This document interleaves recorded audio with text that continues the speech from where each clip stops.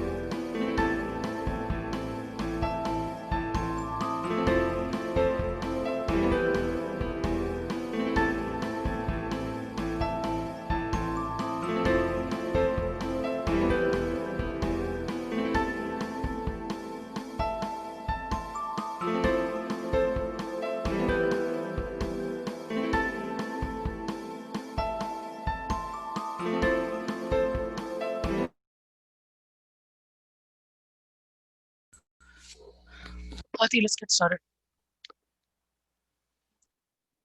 All right. Hello, everyone. Subhash, can you hear me? Yes, Can you go ahead? I can hear All you. right, fantastic.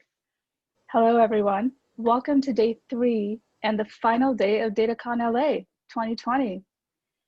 Over the past 2 days, you have learned a great deal about what we do and how we're helping the community through the Data for Good initiative and spreading knowledge about data.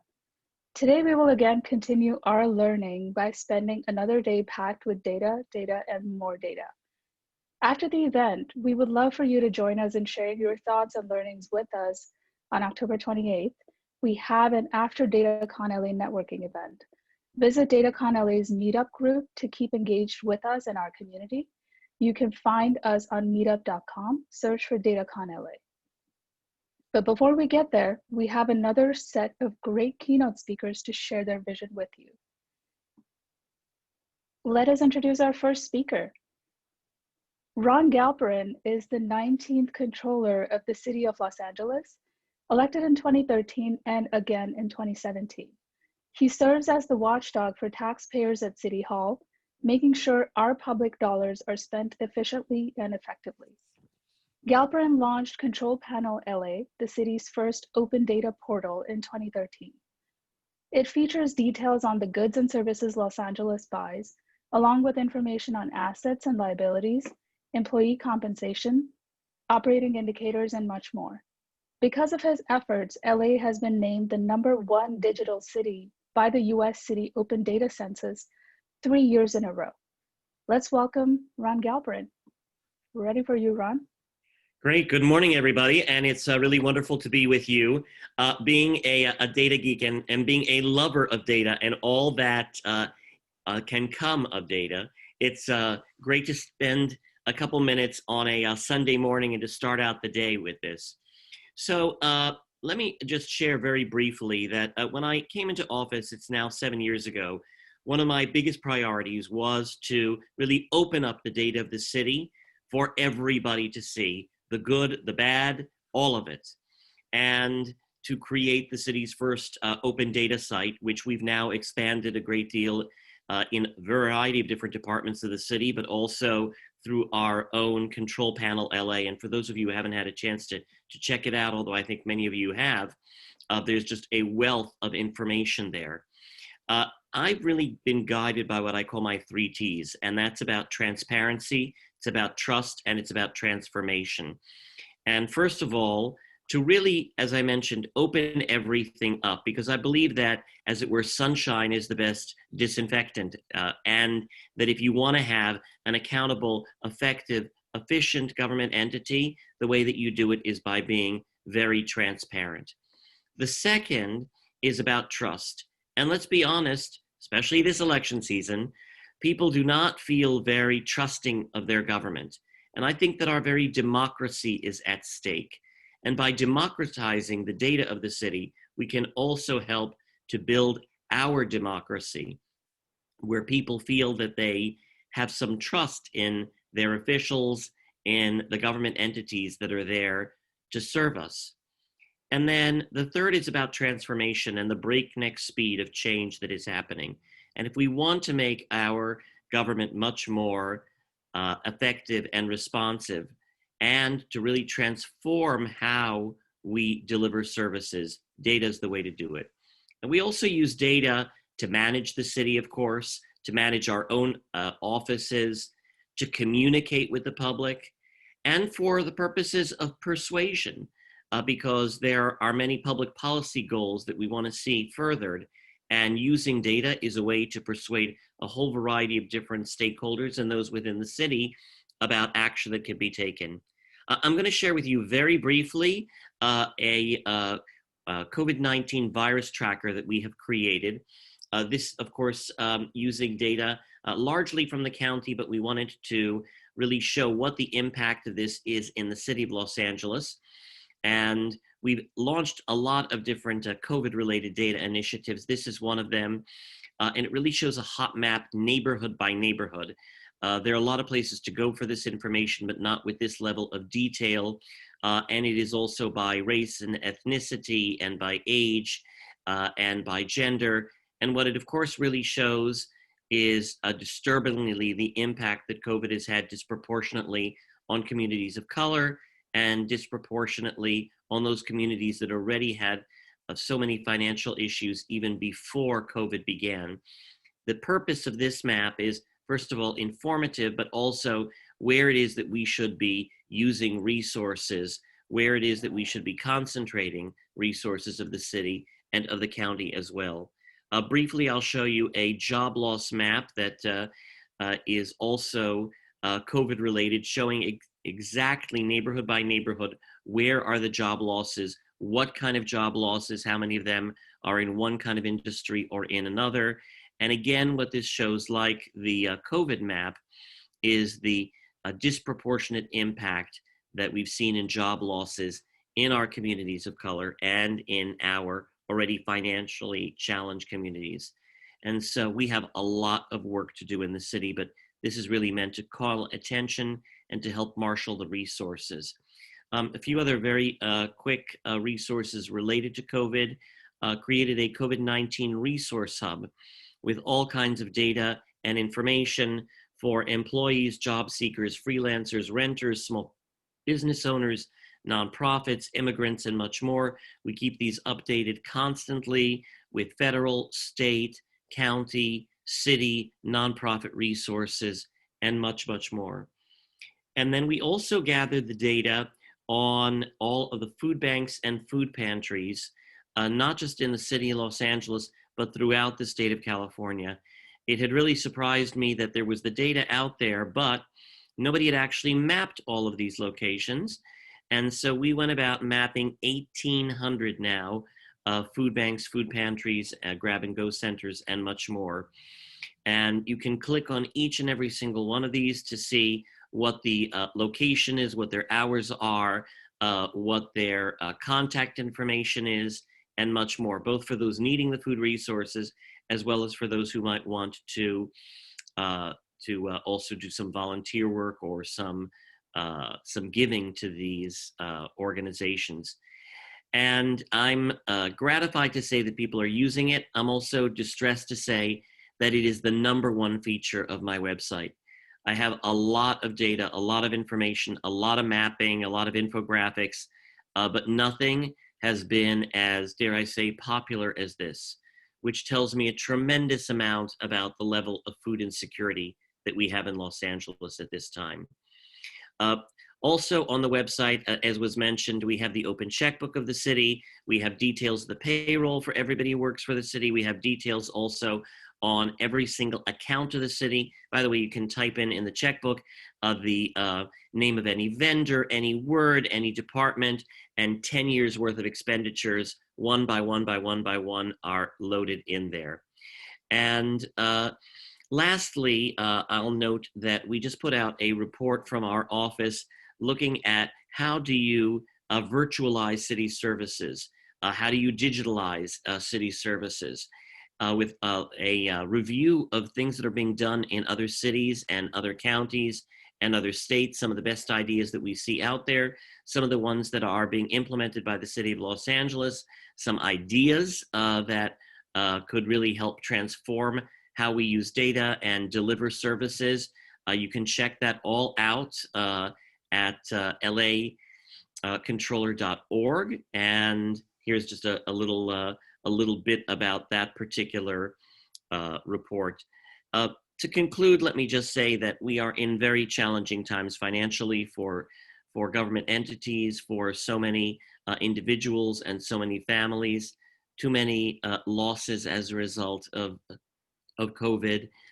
It's a stressful time for many, but I also am an optimist by nature, and I see the amazing creativity of the kind of people who are on this call and the desire of so many people to make a difference and to do good.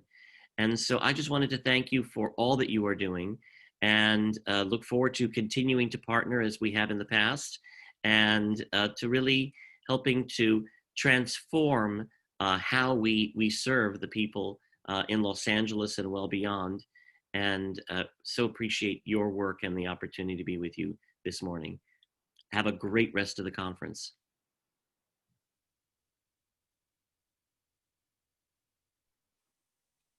Thank you, Ron. Thank you so much. All right. So thank you again, Ron, for sharing the services available to the LA community during these challenging times. Now for our next speaker. I am happy to introduce Larry Dominique.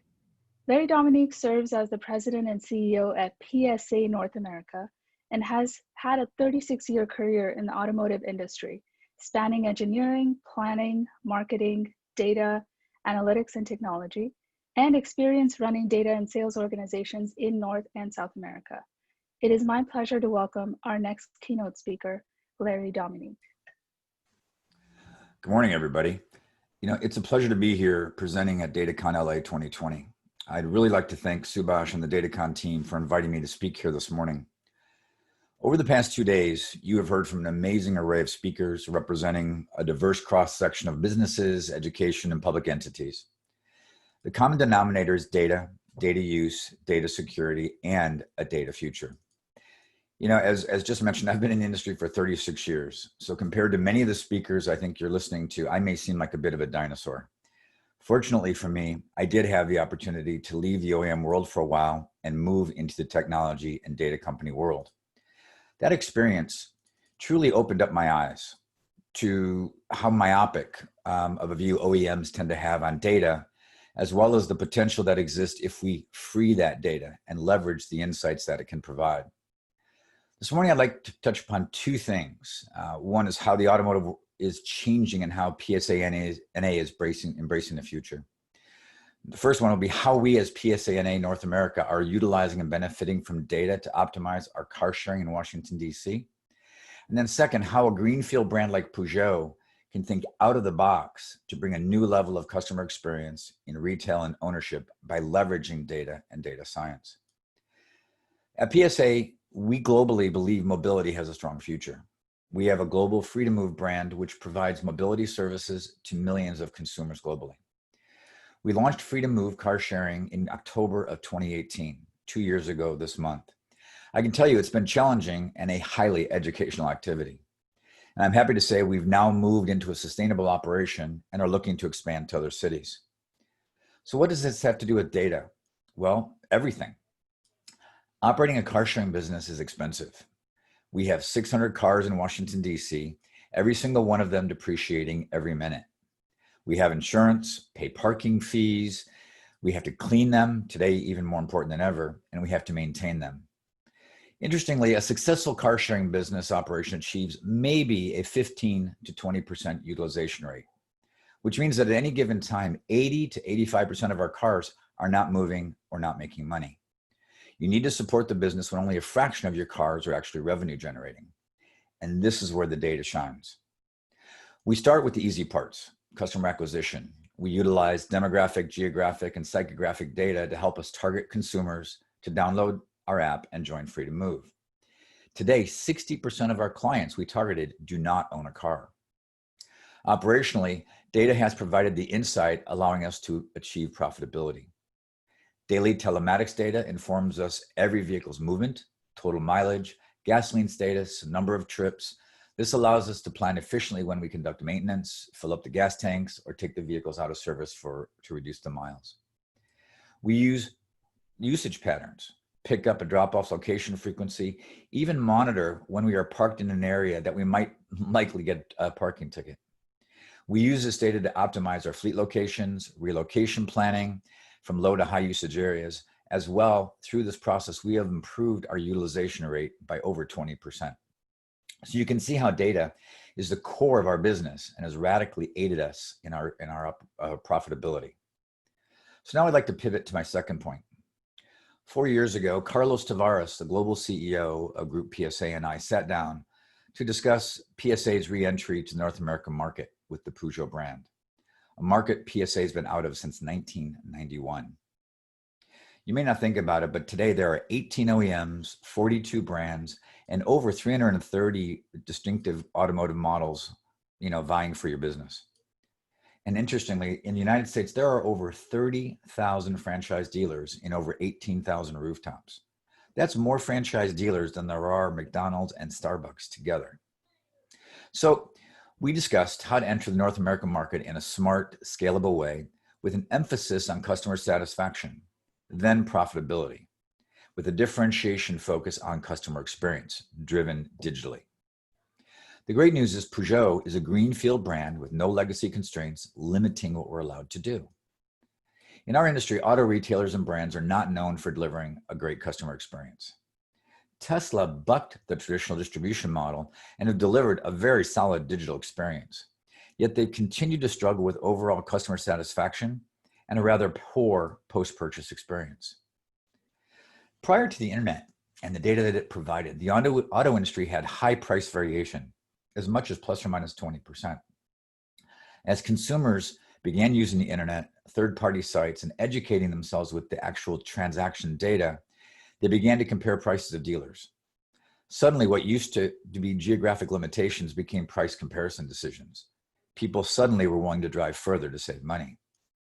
So we considered this in new ways. How could we leverage the data in a no-legacy world to present a better customer experience? I read articles every day elaborating how consumers are shifting to buying things digitally. COVID has certainly accelerated that. Ordering food, virtual doctor's appointments. So with the sudden pandemic-based shift, we are now talking about how automotive retail must accelerate as well. I hate to say it, but the trend actually started a long time ago.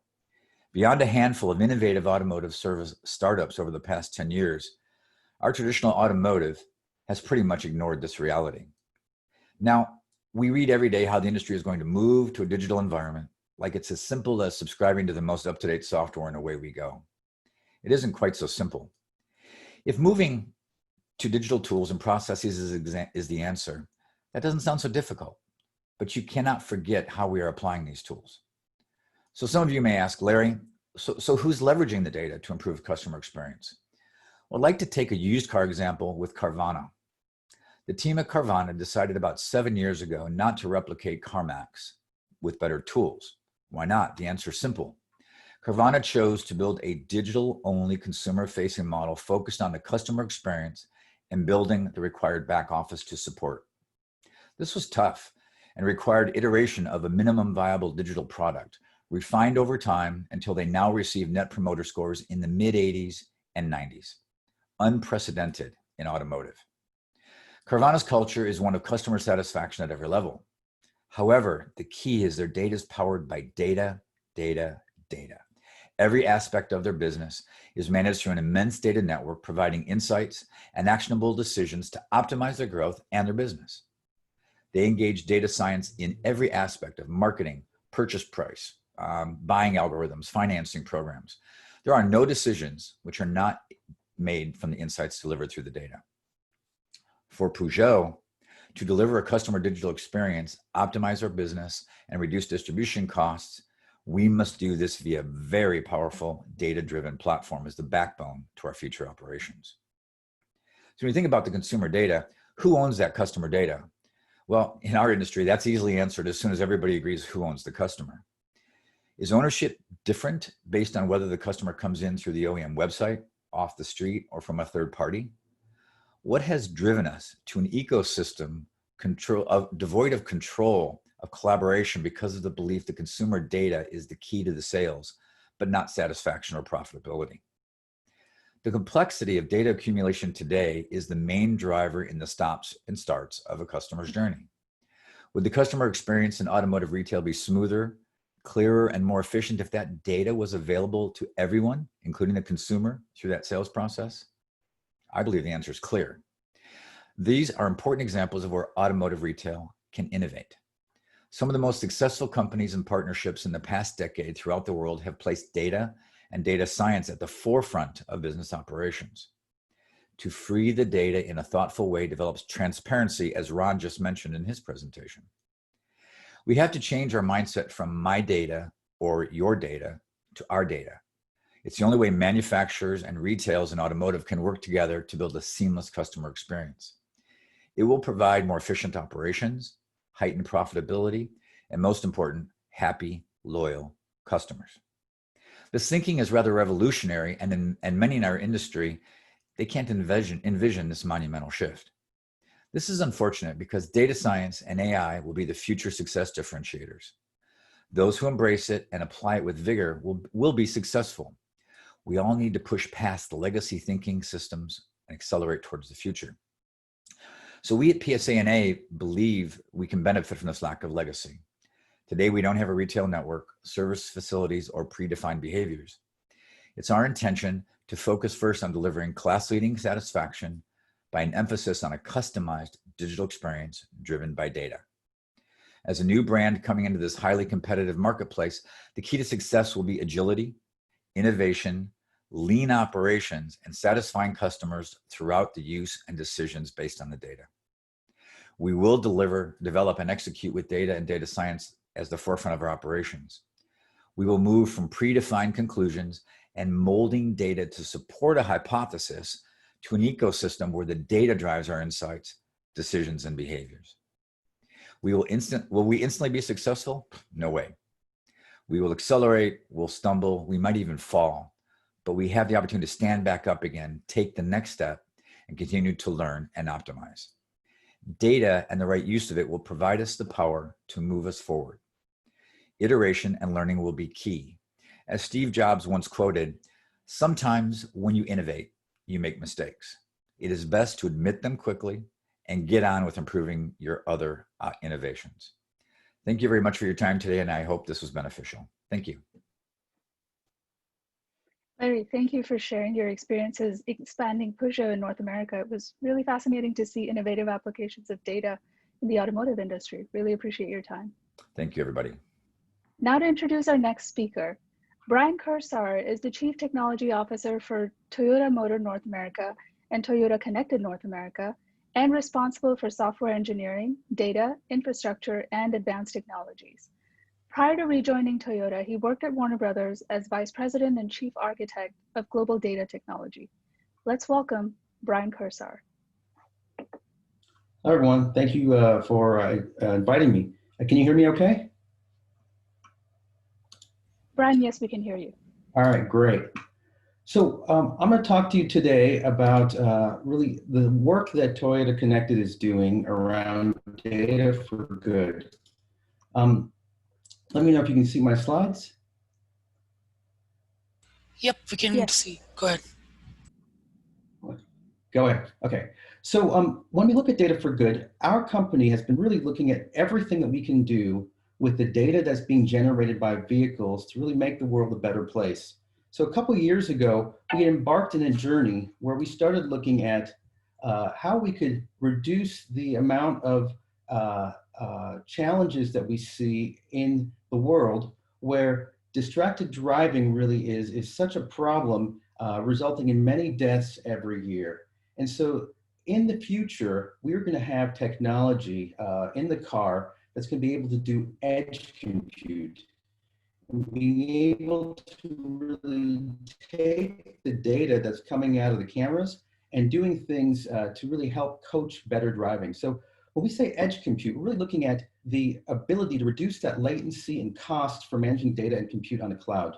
So about 2 years ago, we started looking at how could we use this technology, such as video, to really reduce and understand texting, right? Looking away, or when people are on the phone. Kind of the most common things that happen that really distract customers while they're driving. And so what we did is we created a very small POC that would classify these events and then alert as they were coming up. So we performed random rotations, random crop, RGB mean centering, and transitions on each image sample. And we did that so that we would be able to improve the accuracy. And one of the things that we found was that this was highly successful, and we were able to create these models to really kind of showcase what was possible in the future when vehicles have the ability to compute on the edge. But what that got us thinking was, what are the other things that future vehicles with this capability could do to really make the world a better place? And so that really started opening up different types of use cases. So for instance, that same camera inside the car could count the number of people, and if the vehicle was in an accident, we would know whether or not we needed to send 2 ambulances or 1 ambulance. The other things that we started looking at is the external cameras. So today, many vehicles use external cameras to understand distance to be able to do some of those safety sense features. When we started looking at the use cases, that's where it really started becoming interesting. Because as you see, like different types of use cases, such as being able to count the number of people, or even if there are people at various bus stops, we could provide that as vehicles are driving. We could understand where those vehicles are, and we could, or where there's people and where there's not people, and let the bus systems know whether or not they need to detour to a route, right? Or they can keep going so that they could get to the people that are really in need of a ride faster. We also realized that there are things that we can detect, such as tornadoes, to be able to understand weather conditions. Things like trash on the road, right, to be able to keep our environment clean, right? Again, these are all things that the vehicle, right, of the future will be able to do if it has the compute and cameras enabled and some very robust object recognition or scene recognition. Things like graffiti, or even things like potholes or any sort of emergency road conditions.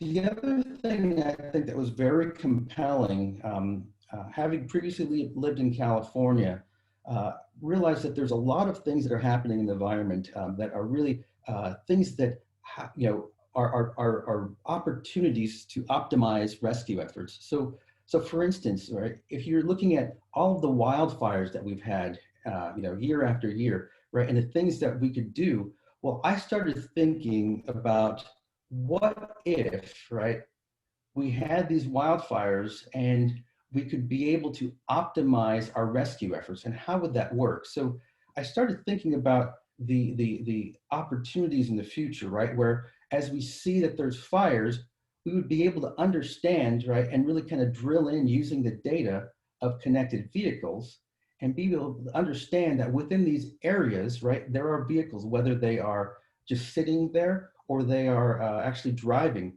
And with the video data, you would be able to understand really what types of scenes there were. And based on the scenes, potentially in the future, you'd be able to take that information and send it back to the rescue efforts and understand the difference between a scene where there was a fire but no people and there were rescue efforts already there, or scenes where there were animals. And with this information, you'd be able to take a decision on where you're going to send those optimized efforts. Because at the end of the day, today, a lot of the rescue companies or groups use Twitter to be able to see what's happening.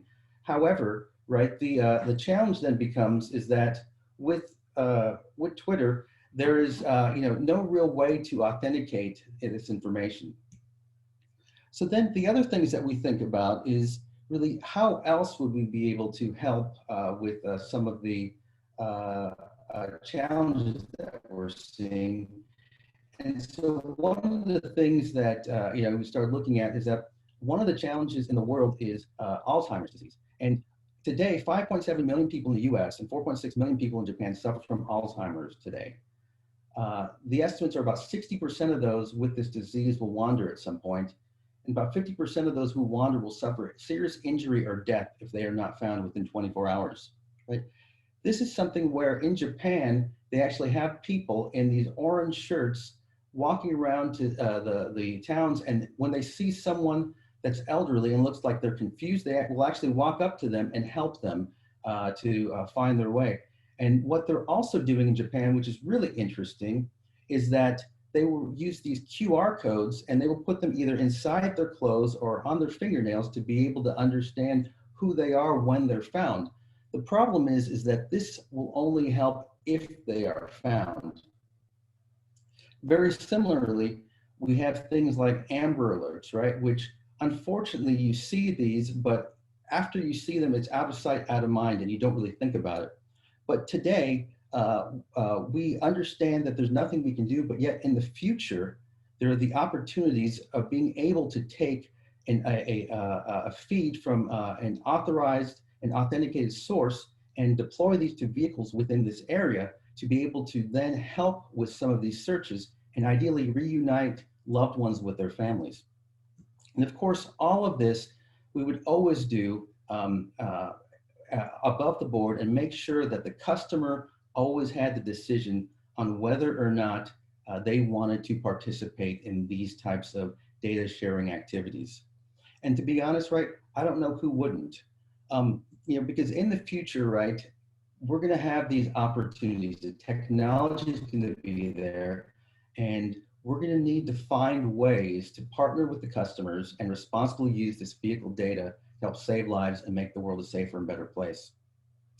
With that, I want to say thank you for inviting me, and I look forward to the rest of the conference. Thank you, Bryan. It is inspiring to see products we all use considering the community's needs. So really appreciate your sharing Toyota's Data for Good vision with us. Thank you very much. Our next speaker, thank you. Our next speaker is Bryan Kirschner, Vice President, Strategy at DataStax. For more than 20 years, he has helped large organizations build and execute strategy when they are seeking new ways forward and a future materially different from their past. Bryan specializes in removing fear, uncertainty, and doubt from strategic decision-making through empirical data and market sensing. Please help me welcome Bryan Kirschner. Good morning. I'm glad to be here to talk about building back better. Specifically, why I think we have data in hand today that shows why and how we really can. We're gathering virtually because the world is still struggling through the coronavirus pandemic. We can't neglect the human suffering it has caused, but we also shouldn't ignore the economic impact on people's lives, jobs, and prospects. For many, the road to recovery will be, as the WEF says, a long and difficult ascent. Global GDP will swing from a drop of 4.4% this year to growth of 5.2% next year. That's not as bad as initially expected, but still the bottom line is a $28 trillion hit to the world's economy between 2020 and 2025. But what if we could get it all back and more? Let's look at just two industries. At pre-COVID course and speed, waste and construction will cost the global economy $15 trillion over that same period. In medicine, patient non-adherence will cost over $9 trillion. Why? Because people forget to take meds or can't get transportation to a follow-up appointment, or because firms can't predict and manage the flow of materials at job sites and paper plans get constantly out of date. Pre-COVID, digitalization and data were helping, but what if this crisis revealed that we could have done better all along? What if inertia was slowing us down and disruption of routines raised productivity? I've heard this over and over in conversations with people. This is the CIO of a public sector agency with a $150 million annual IT budget. His delivery of technology for public good has been more than 10x'd by disrupting legacy processes. We're seeing this everywhere. Organizations are delivering better use of technology in operations and decision-making, for example, 25 times as fast as they thought it would have taken pre-COVID, as documented in an aptly titled McKinsey & Company report, how COVID has pushed companies over the technology tipping point and transformed business forever. I believe they are right because I think we have met the enemy, and the enemy is talk. Here's my favorite CIO again. Talk stood in his way. I've heard this over and over again. It's easy to say change won't work. It's easy to come up with reasons not to act. But what if we wanted to beat talk for good as we emerge from this crisis?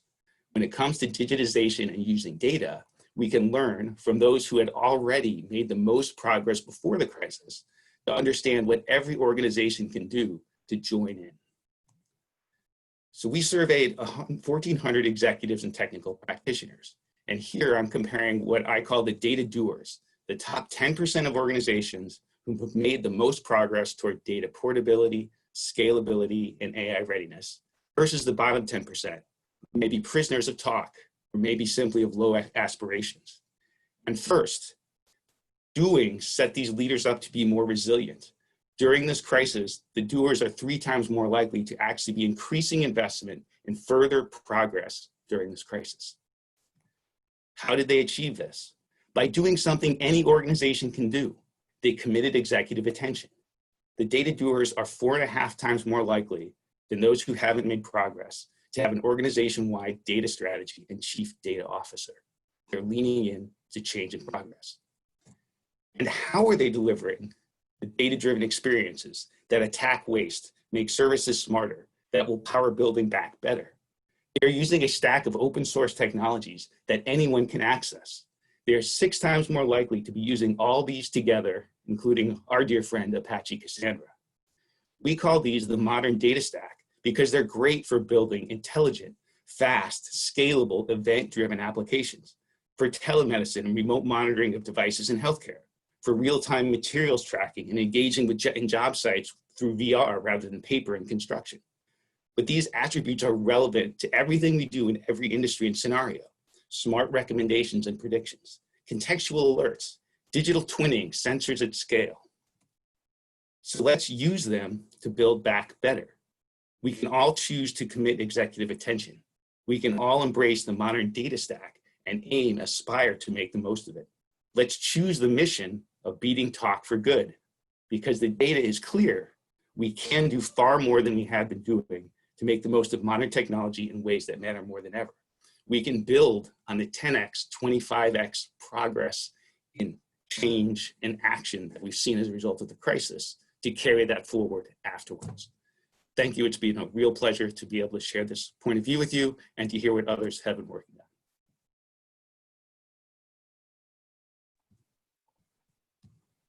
Thank you, Bryan.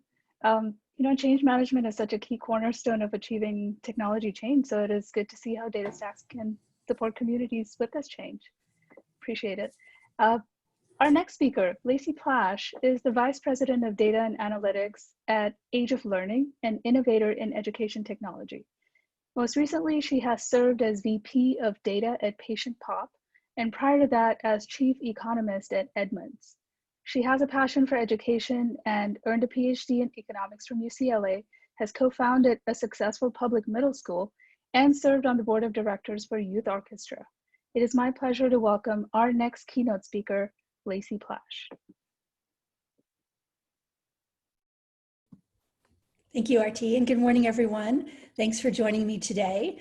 We've heard some great stuff about using data for good this weekend, and I'm really excited to share some of my own experiences using data to support one of the biggest challenges of our time, early childhood education.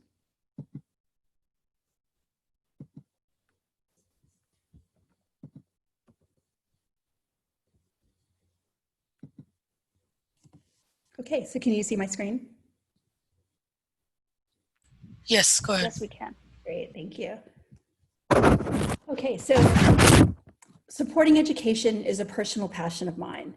To give you some backstory, in 2011, my husband and I joined a group of educators in fellow public school on the west side of Los Angeles. You're thinking this sounds daunting. Well, you're right. Starting a new school involves a lot of outreach, a lot of fundraising, and a lot of begging, pleading, and groveling to the school board for approval.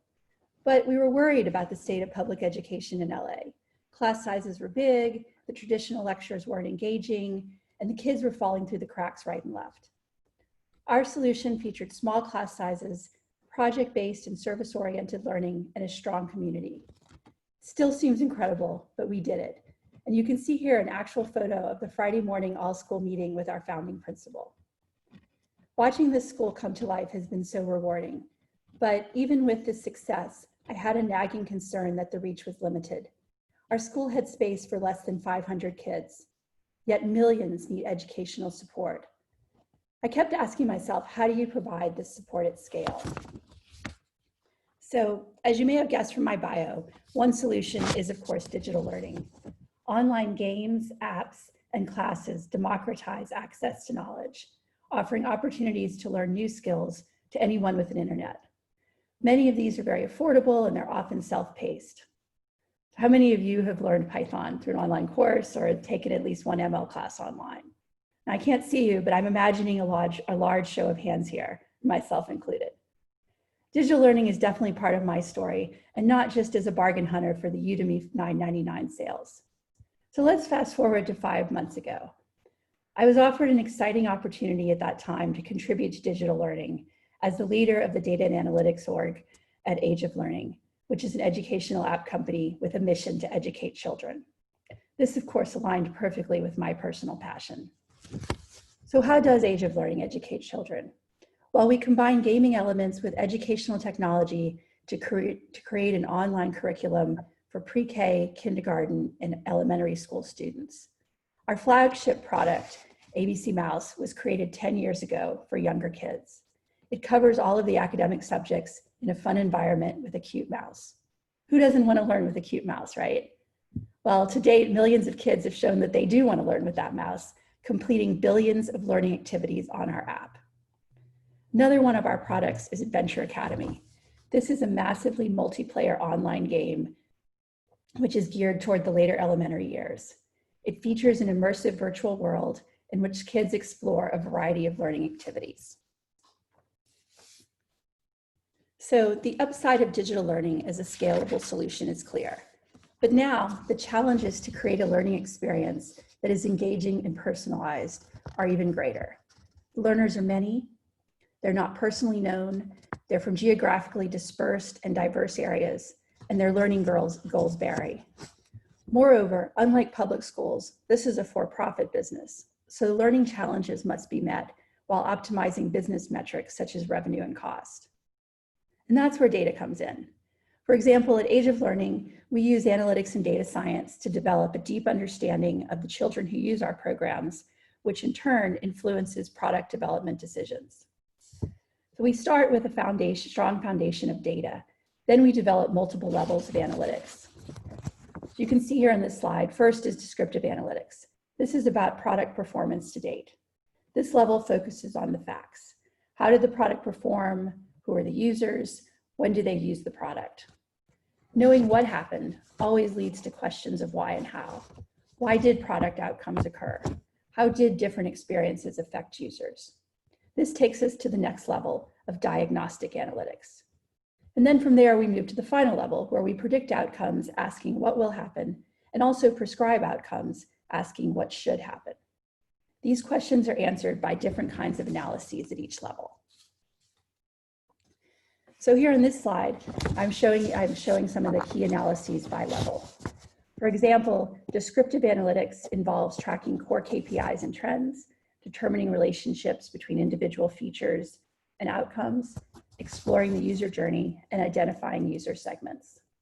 Diagnostic analytics moves into more complex analyses about product performance, as well as A/B testing. And then finally, predictive and prescriptive analytics leverage a variety of algorithms, machine learning, and AI. So now I'd like to share a few examples of how these analyses result in insights that improve our apps at Age of Learning. Specifically, we're focused on the quantity and quality of engagement. Learning requires time, but it also has to be time well spent. So we ask questions like, do kids spend time using our app? Are they spending that time on learning activities? Are the learning activities engaging, the right degree of difficulty? And how do we get kids to spend more time and make it that all-elusive habit? So the first analysis I'll highlight is a data science project on user segments. Then I'll discuss two analytics projects, a report on learning activities, and a deep dive to understand the impact of COVID on app users and their needs. I'm including examples of both data science and analytics projects because I think it's important to highlight the role of each. Advanced analytics allow for deeper understanding, but simple methods can often result in useful insights very quickly. So you want to have both. So the first example is a clustering algorithm that we created to better understand our users and their behavior using our apps. Specifically, we wanted to know whether we had distinct segments of users, and if so, which ones were more valuable. We used k-medoids, identifying 3 clusters based on user behavior. And when we analyzed these clusters, we found several key insights about user success. First of all, early engagement is key for users to be highly engaged. Early meaning from the day of sign up through the first week. The second insight was that the user experience matters. We saw that nearly all kids did learning activities, but the kids who engaged the most were also engaged in the variety of fun extracurricular activities that are also part of our apps. And then finally, our last key insight was rewards matter for high engagement. So specifically, the highly engaged users are not only earning tickets and coins, but they're also spending them, which adds to their overall experience. These insights led to product improvements, directing new users to extracurriculars and rewards. These improvements are in testing now, and we're excitedly watching to see the results.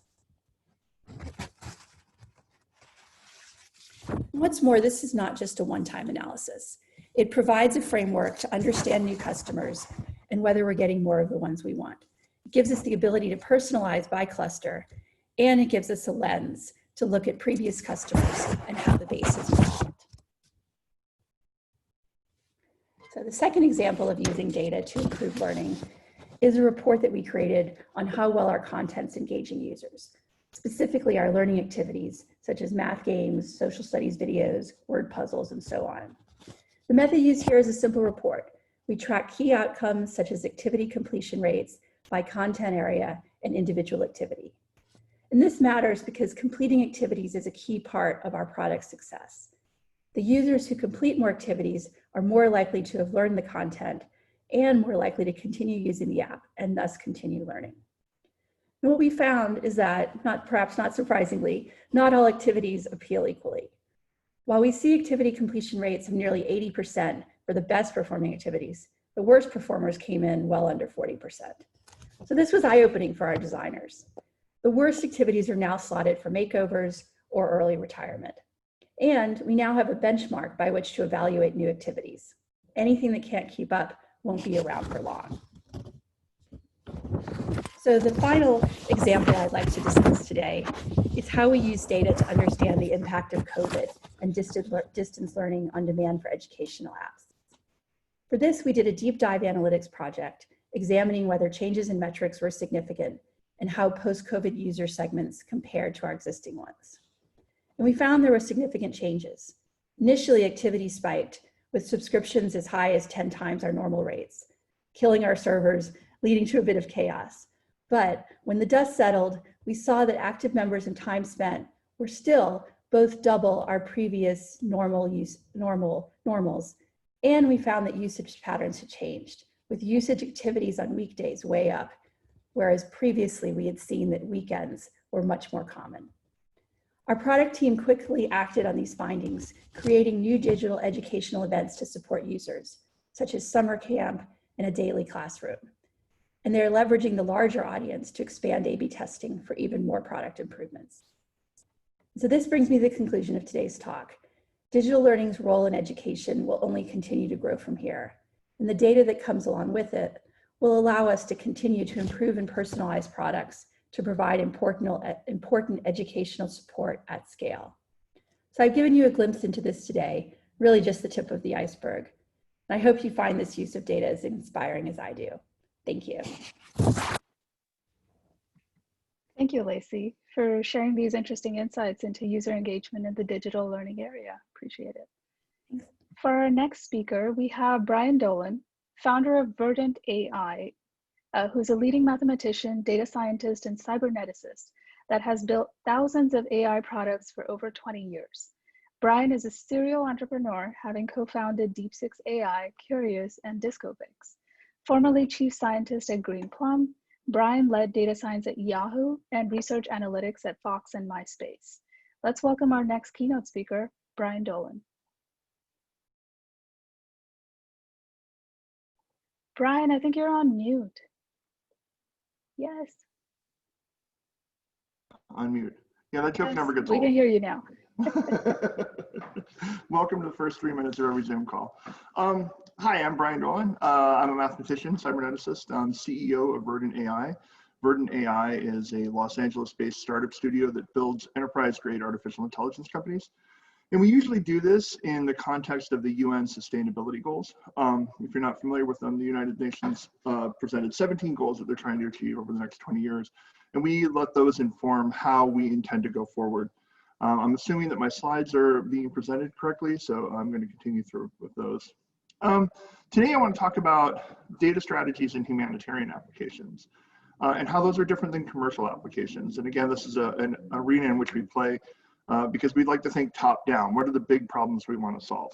So let's start talking about how that changes your approach to everything. The first thing is, from a commercial AI touch point, you're normally getting products you don't need and chatbots you can't stand. That's what you're getting touched with in AI frequently. You're being told to go to these normative experiences, watch something that everybody else is watching, join a group that everybody else has joined, or buy a product that everybody else has bought. So those are sort of the things that you're seeing every day, but it's important to point out that AI is actually built a lot of times by dreamers and people with big ambitions. And the major research universities are doing things like using artificial intelligence to fight cancer. Other big goals are being tackled in AI that are not necessarily as visible to the consumer as you do see with these major products. I came into the game because it's interesting to me to try to solve the big problems, to solve the hard problems. And so as an ambitious person looking into what we could do with the UN Sustainability Goals, we started thinking through what the complications are. And that led us to understand that the environment is very different when you're trying to deal with humanitarian issues. In the commercial sector, importantly, you have a data-rich environment, typically.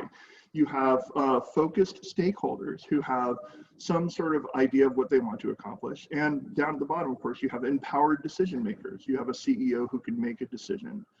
On the humanitarian side, it's a lot more murky. You have summary statistics. If you're trying to end homelessness, you have statistics on the homelessness in your neighborhood. You have ideas on what the opioid crisis looks like right now. You have a sense of how much denutrification of soil is happening, but you don't have detailed data. You have multiple unaligned parties who are all trying to solve this problem, but they're trying to solve it from a different angle. And the first thing you have to deal with is trying to understand what they are doing. And the last thing is you have policy by committee. You don't have a single decider who gets to make a decision at the end of the day. You generally have to convince a lot of people. I think it's also important to point out that analytically, on the commercial side, they are analytically similar to things like classification, regression, and prediction. So classification is what kind of user are you? Regression is what made you that kind of user. And prediction is what are you likely to do next now that we know you're that kind of a user. We're on the humanitarian side because you have a much more complicated dynamic environment. You typically are enjoying problems that are analytically similar to economics, weather forecasting, games, and underwriting, like insurance underwriting, where multiple things are happening at once. This led us to our sort of first aha moment in how to approach a humanitarian effort with AI. And that is, ignore the problem. Model the stakeholders in their ecosystem first. So the stakeholders, obviously, who are the actors and what kind of data do they command? What are their interactions? How can they affect each other within the system? What information do they share when they're trying to make a decision? What goes back and forth? And what are their strategies? When they have 3 options on what they're going to do, how do they pick amongst those options, those strategies? So when you get into a situation like this, where you're not sure even where the data lives or how people are going to exchange the data, you're no longer in a place that the commercial sector is very comfortable, which is there's not an app for that. You can't just download a package or use a technique that you've already tried. You really have to kind of go deep into what the problem is.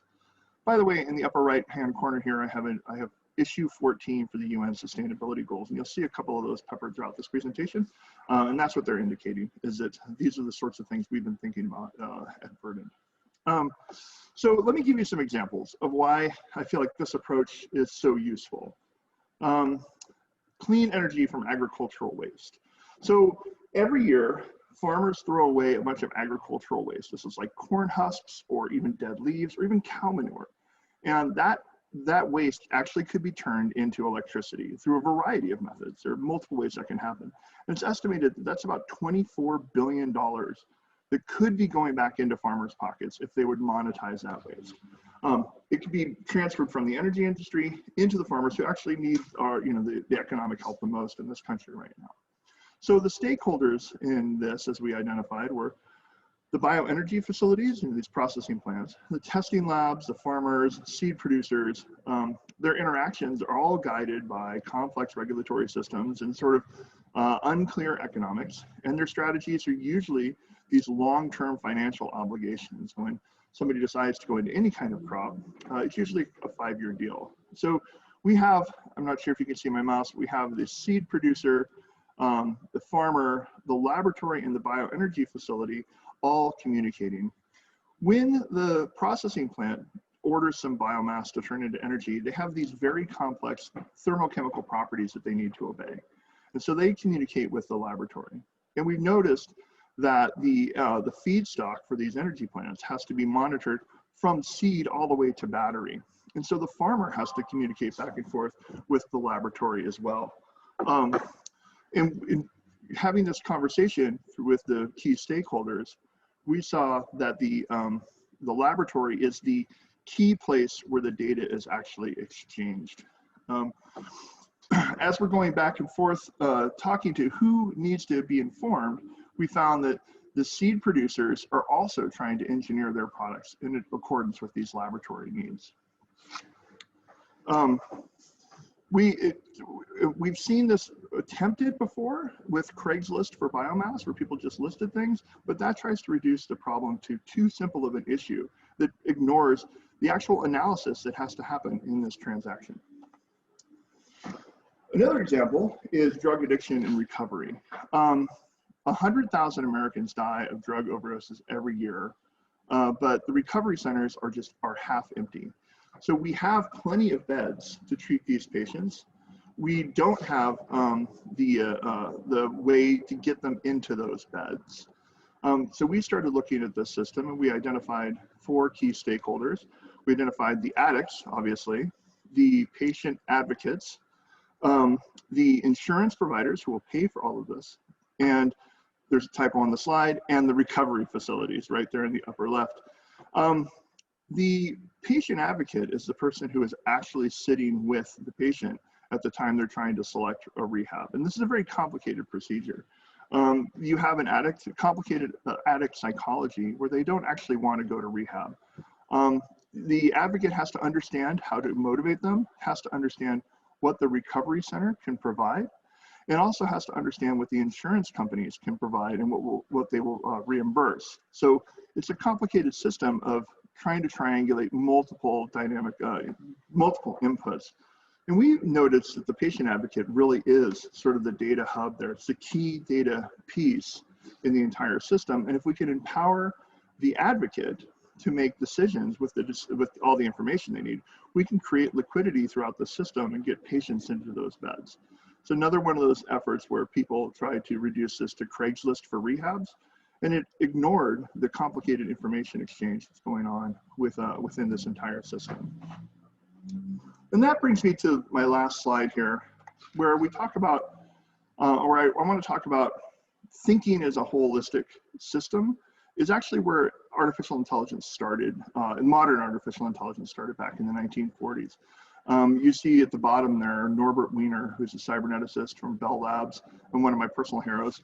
And they were looking into control systems on self-guided missiles. And what they had to do is understand what can the missile sense and what decisions can the missile make in order to allow it to hit its target accurately and not wander off course. They didn't have a lot of data at that time, so they had to rely heavily on the analytical process. They invented a lot of methods and techniques that are used in contemporary AI, but are sort of taken a background over the last couple of years for more sort of data intense methods. And those things include things like stochastic control, game theory, network analysis. They are still available to us as we're modeling these large scale problems. We just haven't been exploiting them as much. But I would like to encourage people as they step back from the big problem and start thinking, how do I get into humanitarian AI efforts, to stop thinking about what is their tool and how do I go forward with the tool I have, and look from the top down on the problem and see what are the methods that would be best to approach this, and what is the system I'm trying to enter, and where are the key data points. Humanitarian efforts are, of course, motivate all of us. We sometimes wonder, how do we get involved? And I think starting at the top with what the ultimate goal is, and being agnostic as to what our solution might be, and being agnostic as to what our AI might be, is probably our best way to get started. And I really appreciate your time. Thank you very much for listening to me talk so fast, and I look forward to the conversation that follows. Thank you, Bryan. These are great examples of how data for good can be applied in so many humanitarian contexts. So thank you for sharing this with us.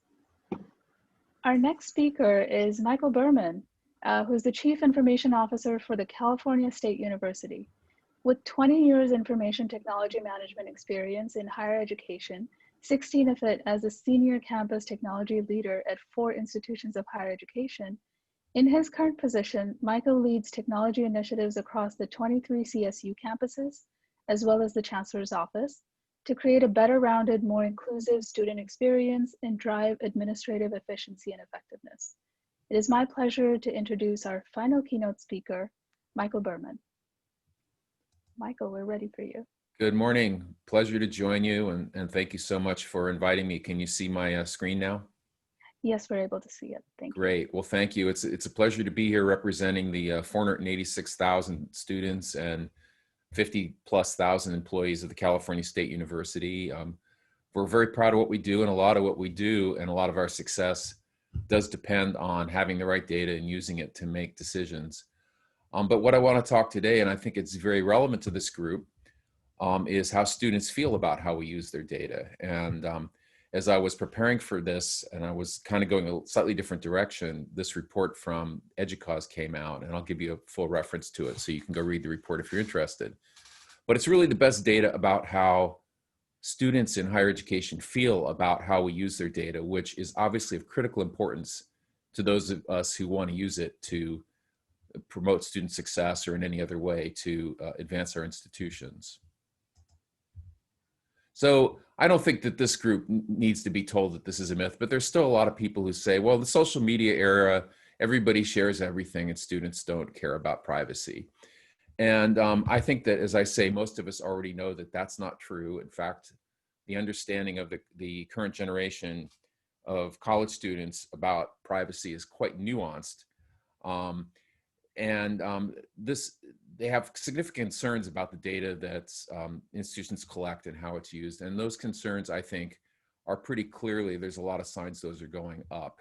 But even with, before the issues around data and COVID this year, the issues around that have become apparent about bias in AI and other things people are talking about, this data is really collected mostly before that, and it shows that students have some significant concerns about how we use their data.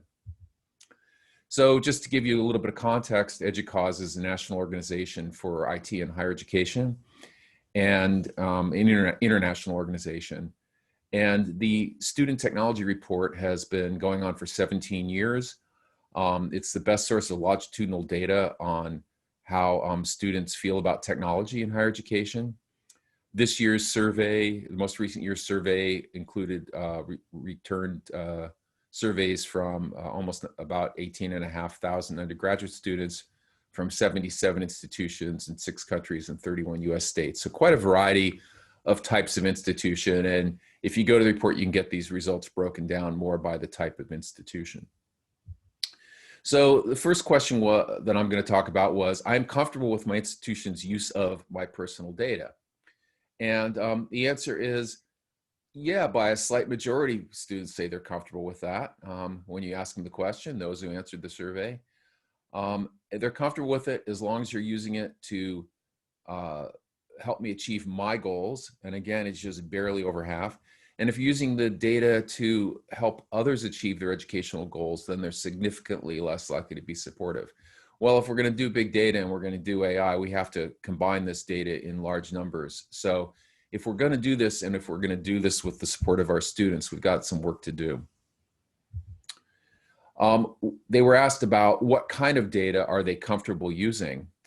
And you can see there's quite a range here from data on the use of campus services, 58%, all the way down to the bottom, data from institutionally provided virtual assistants in student housing and dorms, which frankly sounds a little creepy to me. And a very small percentage of students agreed to that. But let me show you a couple that I thought were particularly interesting. Students were asked about fitness tracking or health-related data. Would you feel comfortable sharing this with your institution? Only 20%, when the question was stated that way, said they were comfortable with it. Location-based data, 17%. So there are companies now that are out there that are marketing to higher education on the premise of, we'll help you collect students' location-based data, and you can use that data to learn about how students use your campus, about are there things that correlate with success on, as a student. So we'll be able to tell you how many students go how often to the library and what time they eat lunch and so forth. And you can use that data to help your students be more successful, which sounds promising and interesting. But off the bat, only 17% of the students in this survey said they were comfortable with us using that kind of data. So that's a big warning flag to me. So they asked the students to respond to certain statements about their data, the level of trust that they have. It's notable that when they were asked to respond to the statement, I understand how my institution uses my personal data, by 2 to 1, they said no. I disagree with that. I do not understand how my institution uses my personal data. So again, I think that's a very, very important point, and it gives us an opportunity to think about how we can do better if we want to have successful data initiatives with students. We're going to have to deal with that reality that vast majority of students say, I don't understand how it's being used. And if they don't understand how it's being used, it's not surprising that they're not comfortable with it. So when they were asked what were the reasons for the lack of trust in an open response, and this was categorized, the first was their perception of a lack of institutional transparency on data practices. So if you see this student's comment, if I went and asked about this topic, I don't think it would be received well. They don't even feel comfortable asking how their data is used. So their perception clearly is not going to be one of transparency. Now, the institution that student goes to may well have a statement on their website about how they use the data. But if the student's perception is that they can't even ask the question and it's not going to be received well, then it's not surprising that they're not going to be very supportive of using their data to promote student success or for other purposes. The second is a lack of trust in the institutions. And a third is a sense that the institutions are going to profit from it, that the institution is going to collect data and sell it and use it to make money. Again, that may not be the intention of any of the institutions where the question was asked, but that student perception is a reality. So I think what we can conclude is that transparency and trust are essential components of student data initiatives. If we want to use student data on campus to promote student success, and I know our campuses are doing that now, and it's common across higher education, and it's also a business model for many entrepreneurs. But if it's going to be successful and not simply result in an increasing level of mistrust, student protest, opting out, a lot of negativity, we're going to have to look very seriously at how we build transparency and trust. And so here's the reference, and I will put these slides up in the Whova site so that you'll have access to them. I thank you very much. Thank you to Subhash for inviting me. It's a real privilege to be able to work with him. And congratulations to all of you on this fabulous conference, and certainly to you, Subhash, for it being such a big success and for getting people to get out of bed on Sunday morning to learn more about data. So I thank you for inviting me to participate. Thank you so much, Michael. And thank you to all the keynote speakers who spoke today. Thank you all for joining us, for the attendees. Our next round of sessions starts at 10 a.m., so please join back in about 20 minutes. We hope you enjoy the rest of your day with DataCon LA 2020, and please make sure to fill up the session surveys for a chance to win the leaderboard. Thank you and have a great day.